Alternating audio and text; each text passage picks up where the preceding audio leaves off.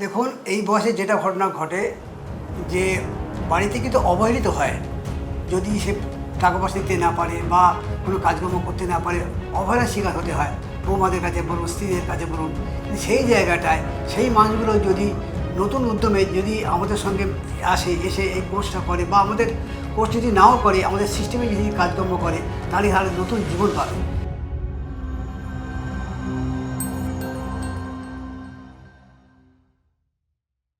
নমস্কার। আমরা কথা বলছিলাম অনেক নিউট্রিশনিস্টদের সঙ্গে এবং জানার চেষ্টা করছিলাম তারা কিভাবে এখান থেকে পড়াশুনো করার পরে নিজেদের ভবিষ্যৎ গড়ে তুলেছেন। আজকে যার সঙ্গে আমি কথা বলবো তিনি থাকেন জোকা, সাউথ 24 পরগনা, বিষ্ণুপুরে। তার একটা ছোট্টখাটো একটা কাপড়ের দোকান ছিল। বয়স আমার বাবার সমান, কিন্তু তার উৎসাহ অনেক বেশি। সেই কুতুবুদ্দিন বাবু এখান থেকে পড়েছেন নিউট্রিশন এবং তারপরে নিউট্রিশনিস্ট হয়ে তিনি কিন্তু প্রচুর প্রচুর মানুষকে পরিষেবা প্রদান করছেন। সো নমস্কার কুতুবদা। নমস্কার। আজকে আমার এবং দর্শকদের কাছে যেটা আমরা জানতে চাইব, মানে দর্শকদেরকে যেটা আমরা জানাতে চাইব, যে কুতুববাবু বয়স হয়ে গেছে, একটা দোকান, ছেলেপুলেরা ইনকাম করছে, ছেলেপুলেদের বিয়ে হয়ে গেছে, প্রতিষ্ঠিত, আমার আর কিছু করার নেই। আমি মন্দির মসজিদে যাব, নামাজ পড়ব, প্রার্থনা করব, সুন্দর সুখের সংসার কাটাবো। তো সেইখানে সেই সুখের সংসার ছেড়ে এই যে পড়াশুনোর একটা বোঝা এই বয়সে, এবং তারপরে নিজেকে নিউট্রিশনিস্ট করে গড়ে তোলা, সেটা যদি আপনি দর্শকদের বলেন একটু। নাম তো শুনলেন, কুতুবুদ্দিন মল্লিক। থাকি বিষ্ণুপুর থানার অন্তর্গত সামালিক এলাকায়। তো স্যার তো বললেনই, আমার একটা রেডিমেড সেন্টার ছিল। কিন্তু আমার মনে হতো কি, এই দোকান আর এই ব্যবসা আর মানে বাজারে যাওয়া, এই ছোট্ট গণ্ডিটা একটু ছোট্ট ছিল। তা আমি চেয়েছিলাম যে এই ছোট্ট গণ্ডির মধ্যে থাকবো না, এই বিশাল বড় জায়গায় যাওয়া একটা কামনা আমার আগে থেকেই ছিল। সেই কারণে আমি যখন এখানে এলাম ল্যামিনেশন সেন্টারে, আমার স্ত্রীর অসুস্থতা নিয়ে, তো ওনার শরীর যখন সুস্থ এখান থেকে হলো, তখন এখানে জানা গেল যে এখান থেকে একটা রোজগারের পথ করা যায়। তার জন্যে এখানে একটা নিউট্রিশনের উপরে একটা পড়াশোনা করা হয়, নিউট্রিশনের উপরে। সেইটি পড়াশোনাটা আমি এখান থেকে করি ল্যামিনা রিসার্চ সেন্টার এবং ফিওনা একাডেমির মাধ্যম দিয়ে। করার পর এখানে আমি জানলাম একটা মানুষ কেন শারীরিকভাবে অসুস্থ হয়, বিশেষ করে ইন্টারনাল যেসব সমস্যাগুলো মানুষের হয়, ক্রনিক ডিজিজ, যেটা মানুষ সারাতে পারে না। তো সেটা এখানে জানলাম যে কীভাবে, কেন মানুষ অসুস্থ হয় এবং এখান থেকে সুস্থ হওয়া যায় কীভাবে, কী মাধ্যম দিয়ে। সেটা জানার পর আমি এটা নিয়ে কাজ শুরু করি এবং প্রচুর মানুষকে এই জায়গা থেকে প্রচুর মানুষকে আমি সুস্থ করতে পারছি। যেমন যেসব রোগ নিয়ে সুস্থ হতে পারছিল না, যেমন আমার স্ত্রী হয়েছিল ব্রেন স্ট্রোক, তিনি একদম বিছানাসজ্জা হয়ে গেছিলো। এখান থেকে মাত্র 15 দিন এই চিকিৎসা নেওয়ার পর তিনি কিন্তু অনেকটাই সুস্থ হওয়ার পর এখন আমার সঙ্গে তিনি হাঁটাচলা করতে পারছিলেন। এবং বহু মানুষ হাঁটুর সমস্যা নিয়ে ভুগছেন, আপনার কোমরের যন্ত্রণা নিয়ে ভুগছেন, ডায়াবেটিস নিয়ে ভুগতেন এবং হার্টের সমস্যায় ভুগছেন। এই সমস্যার সমাধান ডাক্তার কাছে যখন যাচ্ছে, তারা কিন্তু পুরোপুরি কিওর হতে পারছে না। ডাক্তাররা কী করছে, তাদেরকে ঠেকিয়ে রাখছে। এখান থেকে এমন সায়েন্স, এই যে নলেজটা নিউট্রিশন নেওয়ার পর জানা গেল, শুধু ফুড হ্যাবিট এবং লাইফস্টাইল এবং কিছু সুপার ফুডের মাধ্যম দিয়ে মানুষকে আমরা পুরোপুরি তাদেরকে সুস্থ করে দিতে পারছি। দর্শক বন্ধুরা, আমি কুতুবদাকে থামিয়ে একটু বলে দিতে চাই। প্রথম কথা হচ্ছে, পিতা ঊর্ধ্ব মানুষ, তার মনের আর কিছু ইচ্ছে থাকে না, বাড়িতে কোনো রকমে খেয়ে পড়ে থাকে। তো সেই বয়সে দেখবো এবার জগৎটাকে, সেই মানসিকতায় উনি কিন্তু আবার নিজেকে নতুন করে একজন ছাত্রের আসনে বসিয়েছেন, নিজেকে ফুরিয়ে যেতে দেয়নি। এবং আমাদের সঙ্গে ওনার যোগাযোগ হয় ওনার স্ত্রীর মাধ্যমে। স্ত্রীর স্ট্রোক হয়েছিল, স্ট্রোক হওয়ার পরে প্রচণ্ড শারীরিক প্রবলেম। সেই জায়গায় উনি ফিওনা থেকে যখন সুস্থ হন, তখন ওনার বিশ্বাসটা তৈরি হয় এবং যখন জানতে পারেন যে এখানে প্রচুর মানুষ তারা এই নিউট্রিশন এডুকেশনের মাধ্যমে একটা কেরিয়ার তৈরি করতে পারে, সেই জায়গায় কুতুবদা কিন্তু আজকে পড়াশোনাটা শুরু করে দেন। আজকে যখন মানুষ তার বয়স বেড়ে যায়, তখন মানুষ কিছু করার আর আশায় থাকে না, বাড়িতে বসে থাকে, খাওয়া দাওয়া করে আর অপেক্ষা করতে থাকে কবে পৃথিবী ছেড়ে চলে যাব। সুতরাং মানুষের যে অনেক কিছু করার থাকে, সেটা কুতুবদাকে না দেখলে হয়তো বোঝা যেত না।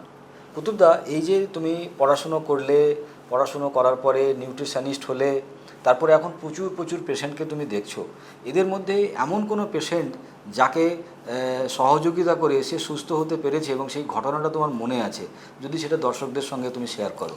হ্যাঁ, আমার এলাকায় আজ থেকে প্রায় বছরখানেক আগে একটা ভদ্রলোক শুনলাম তার পেটের এত সমস্যা, মানে মানে হাঁটা চলা ভালো করতে পারে, উঠতে বসতে পারছিল না।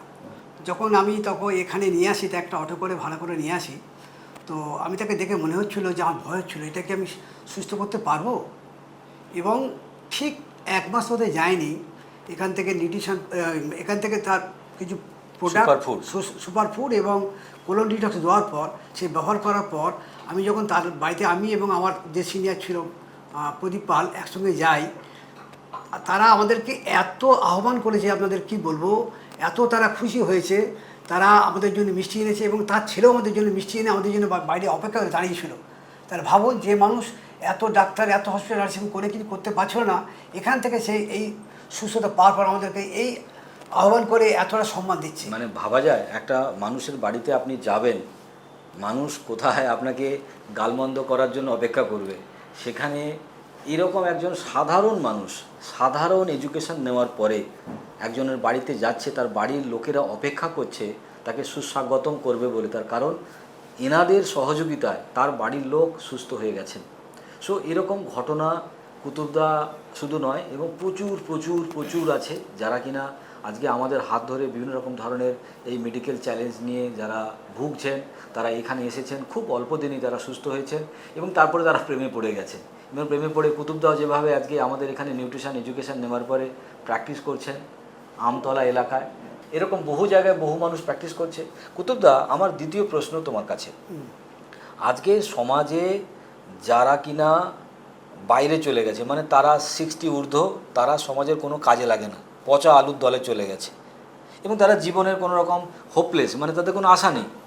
সন্তান তাদেরকে যা পারে তা বলছে, তারা খেতে পাচ্ছে কি না, তাদের হাতে কোনো পয়সা নেই, কারণ তারা সমস্ত সম্পত্তি, বাড়ি বা তাদের চাকরি চলে গেছে বা রিটায়ারমেন্ট নিয়ে বসে আছে, মেয়ের বিয়ে দিতে গিয়ে সব পয়সা খরচা হয়ে গেছে, বাড়ি তৈরি করতে গিয়ে ব্যাংকের লোন হয়ে গেছে।